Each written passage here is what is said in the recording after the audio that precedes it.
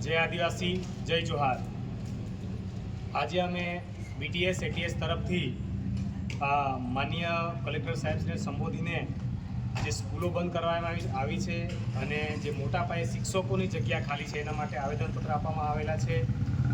વિષય ગુજરાત રાજ્ય આદિવાસી આદર્શ નિવાસ શાળાઓમાં શિક્ષકોની મોટા પાયે ખાલી જગ્યાઓ અંગે ગંભીર રજૂઆત તથા આદિવાસી સમાજના હક્કો અંગે બાબત જે આવેદનપત્ર અમે આપવામાં આવ્યા છે એને સરકાર ગંભીરતાથી લે અને આ કાર્ય તાત્કાલિક પૂરું કરવામાં આવે એવી અમારી માંગ અને આશા છે।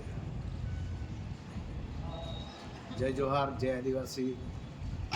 આજે ડાંગ જિલ્લાના અંદરથી અમે એક સંગઠન BTS ATS દ્વારા ડાંગ જિલ્લા જે કલેક્ટર સાહેબ શ્રીને સંબોધી અને ગુજરાતથી ભારતના રાષ્ટ્રપતિ સુધી અમે આજે નિવાસી શાળાઓ માટે જે આદર્શ નિવાસી શાળાઓ છે, આદિવાસી વિદ્યાર્થીઓ જેમાં ભણે છે, આજે જે જગ્યાએ આદિવાસી વિસ્તારના બાળકો, આદિવાસી સમાજના જે બાળકો ભણવા જાય છે ત્યાં ખરેખર શિક્ષકોની પૂરતી સુવિધાઓ પૂરી કરવામાં આવતી નથી સરકાર દ્વારા।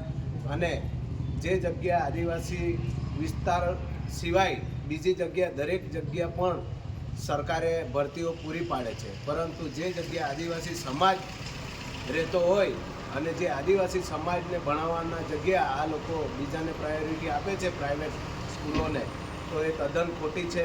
જો અમે આજે રાજ્યપાલ, ગુજરાત રાજ્યના રાજ્યપાલ, મુખ્યમંત્રી, શિક્ષણ મંત્રી અને ભારતના રાષ્ટ્રપતિ શ્રીને આજે અમે આવેદનપત્ર પાઠવીએ છીએ।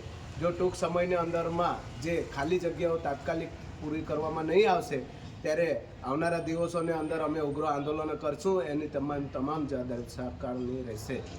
જય જોહાર, જય આદિવાસી।